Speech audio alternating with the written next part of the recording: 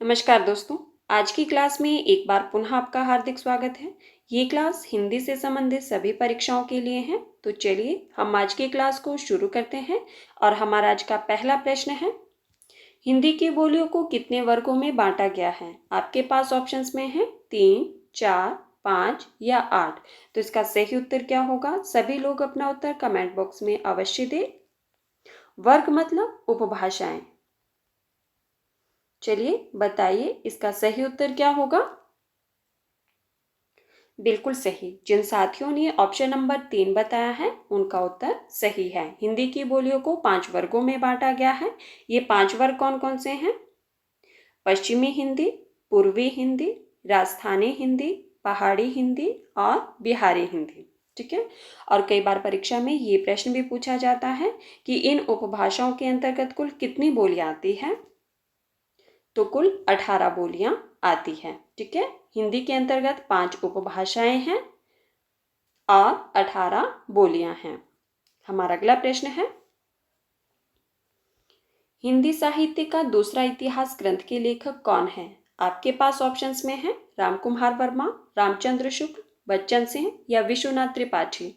तो इसका सही उत्तर क्या होगा?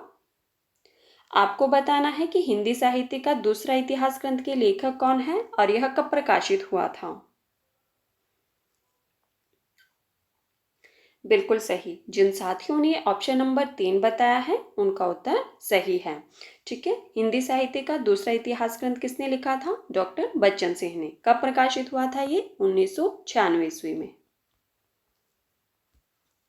हमारा अगला प्रश्न है, चीड़ों पर चांदनी के रचनाकार कौन है? आपके पास ऑप्शंस में है डॉक्टर रामविलास शर्मा, विद्यानिवास मिश्र, हजारी प्रसाद द्विवेदी या निर्मल वर्मा।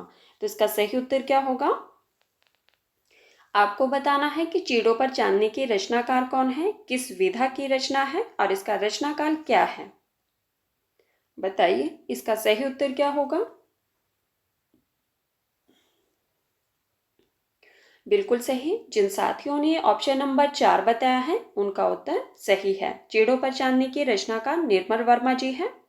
यह यात्रा वृतांत है। ठीक है। और कब लिखा गया था ये? इसका रचनाकाल क्या माना जाता है? 1964 ईस्वी। चीड़ों पर चांदनी यात्रा वृतांत है। ठीक है। हमारा अगला प्रश्न है, अंगवधु किस कवि की रचना है? आपके पास ऑप्शंस में है सुंदरदास, दादू दयाल, कबीरदास या नंददास।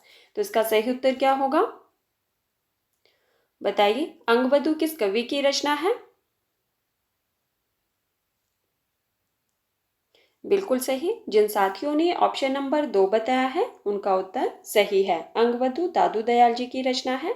एक बात आपने और ध्यान रखनी है, ठीक है, कि इस काव्य संग्रह का संपादन किसने किया था?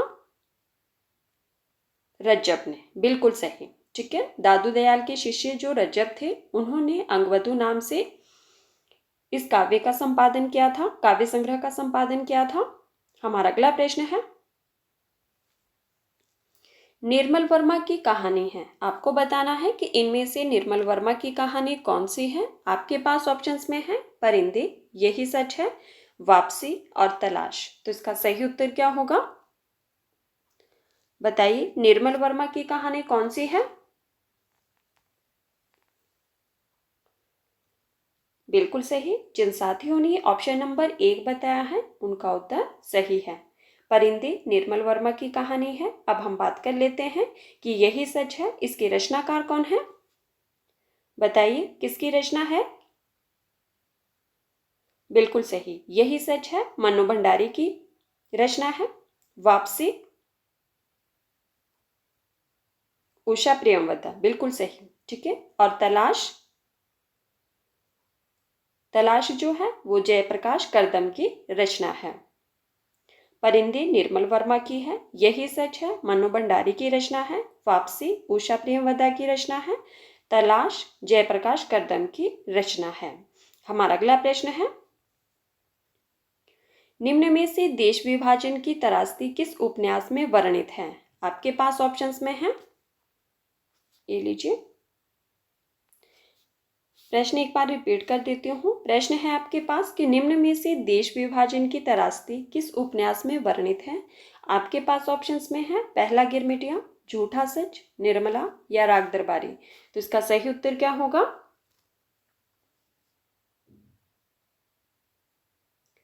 बिल्कुल सही। जिन साथियों ने ऑप्शन नंबर 2 बताया है उनका उत्तर सही है। ठीक है। देश विभाजन की त्रासदी किस उपन्यास में वर्णित है? झूठा सच। और झूठा सच किसका उपन्यास है? बताइए, झूठा सच के रचनाकार कौन है? बिल्कुल सही, यशपाल जी का। ठीक है। आपने एक बात और ध्यान रखनी है, जो झूठा सच उपन्यास है यह 2 भागों में विभाजित है। ठीक है। इसका पहला भाग जो है वो कौन सा है? वतन और देश। ठीक है। पहला भाग कौन सा है? वतन और देश, जिसका प्रकाशन वर्ष क्या माना जाता है? 1958। और दूसरा भाग है देश और भविष्य। दूसरा है देश और भविष्य, और उसका समय क्या माना जाता है? 1960 ईस्वी। बिल्कुल सही। ठीक है। अब हम बात करते हैं कि पहला गिरमिटिया, इसके रचनाकार कौन है? बताइए, किसका उपन्यास है पहला गिरमिटिया? बिल्कुल सही, गिरिराज किशोर का। और निर्मला? प्रेमचंद जी का। बिल्कुल सही, राग दरबारी श्रीलाल शुक्ल का। ठीक है। झूठा सच यशपाल का है, पहला गिरमिटिया गिरिराज किशोर का है, निर्मला प्रेमचंद का है, और फिर है आपके पास राग दरबारी। राग दरबारी जो है वो श्रीलाल शुक्ल जी का उपन्यास है। हमारा अगला प्रश्न है, निम्नलिखित में से बिहारी हिंदी की बोली कौन सी है? आपके पास ऑप्शंस में है मेवाती, अवधी, मगही या छत्तीसगढ़ी। तो इसका सही उत्तर क्या होगा? अभी हमने ऊपर पढ़ा था कि हिंदी की बोलियां जो है वो कितने वर्गों में विभाजित है? 5 वर्गों में। बिल्कुल सही। कौन कौन से वो वर्ग थे? पश्चिमी हिंदी, पूर्वी हिंदी, राजस्थानी हिंदी, पहाड़ी हिंदी और बिहारी हिंदी। और इन 5 वर्गों के अंतर्गत कुल 18 बोली आती हैं। ठीक है। अब आपने मुझे ये बताना है कि बिहारी हिंदी की बोली कौन सी है इनमें से।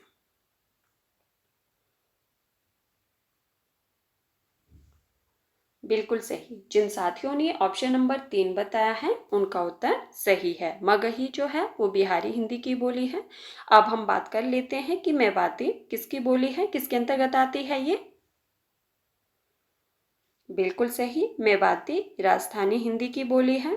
अवधी पूर्वी हिंदी की बोली है। बिल्कुल सही। और छत्तीसगढ़ी, छत्तीसगढ़ी भी पूर्वी हिंदी की बोली है। ठीक है। तो हमारा सही उत्तर है ऑप्शन नंबर 3। हमारा अगला प्रश्न है, साथियों जो पहली बार चैनल पर आए हैं प्लीज चैनल को सब्सक्राइब कर देना, बेल आइकन को प्रेस कर देना, और अगर आपको वीडियो पसंद आए तो प्लीज वीडियो को लाइक कर देना, और अगर हो सके तो वीडियो को ज़्यादा से ज़्यादा शेयर भी कर देना। हमारा अगला प्रश्न है, आत्महत्या के विरुद्ध के रचनाकार हैं। आपके पास ऑप्शंस में है कुंवर नारायण, रघुवीर सहाय, नरेश मेहता या दुष्यंत कुमार। तो इसका सही उत्तर क्या होगा? बताइए, आत्महत्या के विरुद्ध किसकी रचना है?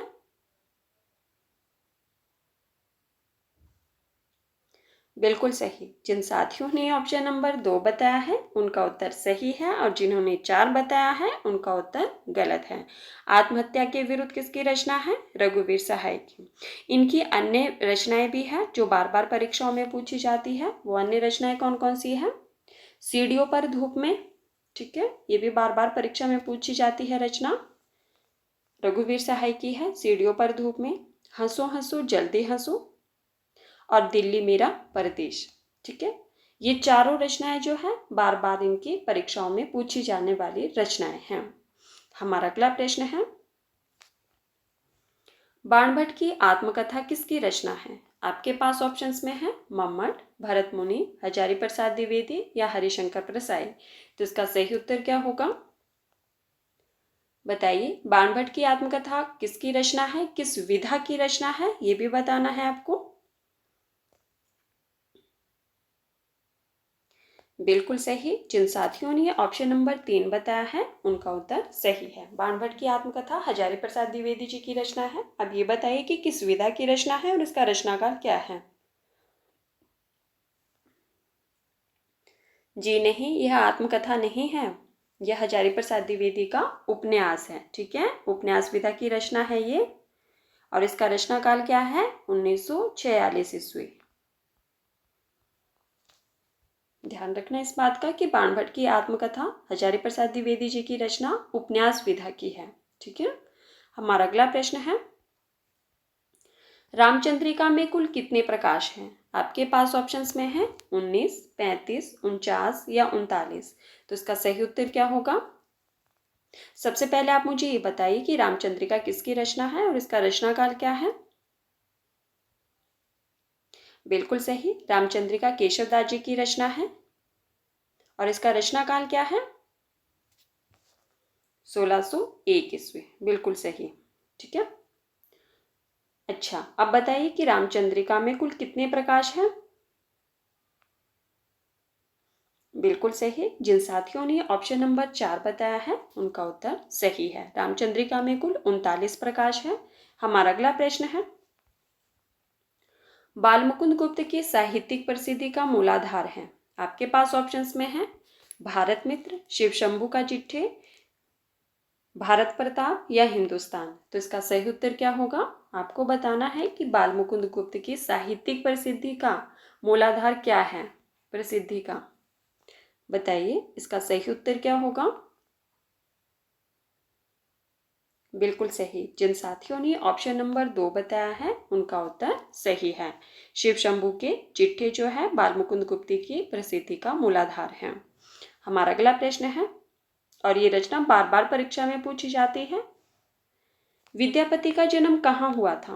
आपके पास ऑप्शंस में है राजस्थान, उत्तर प्रदेश, हिमाचल प्रदेश या बिहार। तो इसका सही उत्तर क्या होगा। बताइए, विद्यापति जी का जन्म कहाँ हुआ था और कब हुआ था। बिल्कुल सही। जिन साथियों ने ऑप्शन नंबर 4 बताया है उनका उत्तर सही है। विद्यापति जी का जन्म बिहार में हुआ था। बिहार प्रांत के दरभंगा जिले के विपसी नामक गांव में हुआ था। ठीक है, कहाँ हुआ था, बिहार प्रांत के दरभंगा जिले के विपसी नामक गांव में हुआ था। कब हुआ था, 1350 ईस्वी में। कहीं कहीं आपको देखने में 1352 ईस्वी भी मिलेगा, लेकिन कहीं कहीं आपको 1350 ईस्वी भी देखने को मिलेगा। तो सर्वमान्य जो मत है वो 1350 ईस्वी है। ओके, इन्होंने कुल 16 ग्रंथ लिखे थे। कहा जाता है कि इन्होंने कुल 16 ग्रंथ लिखे थे। ठीक है, 13 ग्रंथ इन्होंने संस्कृत में लिखे थे। ठीक है, 2 अवहट में लिखे थे। बताइए, शाबाश। और एक किस में लिखा था, एक उसमें लिखा था, पाली में लिखा था। ठीक है, हमारा अगला प्रश्न है, पाली में नहीं मैथिली में लिखा था। मैं भी कंफ्यूजन में थी। एक इन्होंने मैथिली में लिखा था। ठीक है, 13 संस्कृत में, 2 अवध में और एक मैथिली में लिखा था। हमारा अगला प्रश्न है, निम्न में से रामवृक्ष बेनीपुरी का नाटक है। आपके पास ऑप्शंस में है लहरों के राजहंस, कोणार्क, आम्रपाली या अंधा कुआं। तो इसका सही उत्तर क्या होगा। रामवृक्ष बेनीपुरी का नाटक कौन सा है।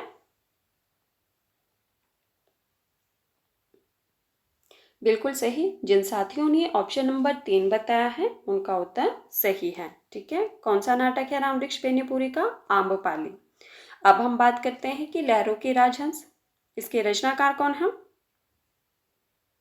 बिल्कुल सही, लहरों के राजहंस मोहन राकेश जी का नाटक है। कोणार्क जगदीश चंद्र माथुर का है।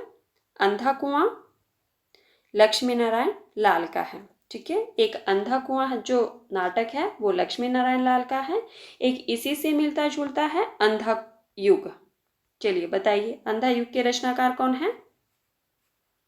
कई बार परीक्षा में पूछा जाता है कि अंधा युग किसकी रचना है। बिल्कुल सही, अंधा युग जो है वो धर्मवीर भारती जी की रचना है। ओके, हमारा अगला प्रश्न है, रामलला नेहचू किसकी रचना है? आपके पास ऑप्शंस में है कबीरदास, केशवदास, बिहारी लाल या तुलसीदास। तो इसका सही उत्तर क्या होगा? बताइए, रामलला नेहचू किसकी रचना है? बिल्कुल सही। जिन साथियों ने ऑप्शन नंबर 4 बताया है उनका उत्तर सही है, तुलसीदास जी की रचना है। हमारा अगला प्रश्न है, साथियों जिन्होंने अभी तक वीडियो को लाइक नहीं किया है प्लीज़ वीडियो को लाइक कर दो, और जिन्होंने अभी तक वीडियो को शेयर नहीं किया है प्लीज़ वीडियो को भी शेयर कर दीजिए। हमारा अगला प्रश्न है, निम्न में से ठाकुर जगमोहन की रचना कौन सी नहीं है?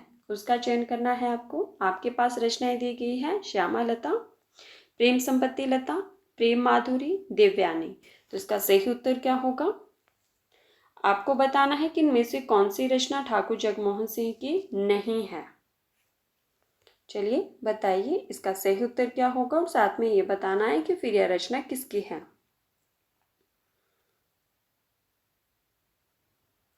बिल्कुल सही। जिन साथियों ने ऑप्शन नंबर 3 बताया है उनका उत्तर सही है। प्रेम माधुरी ठाकुर जगमोहन सिंह जी की रचना नहीं है, किसकी रचना है बताइए। बिल्कुल सही, भारतेंदु हरिश्चंद्र जी की रचना है ये। ठीक है, तो साथियों ये थे आज के हमारे कुछ महत्वपूर्ण प्रश्न जिन पर हमने चर्चा की। अगर आपको क्लास पसंद आए तो प्लीज़ वीडियो को लाइक कर देना, और वीडियो को ज़्यादा से ज़्यादा शेयर भी कर देना, और मुझे कमेंट करके ज़रूर बताना कि आज की क्लास में आपके कितने प्रश्न सही हुए। धन्यवाद, मिलते हैं अगली क्लास में।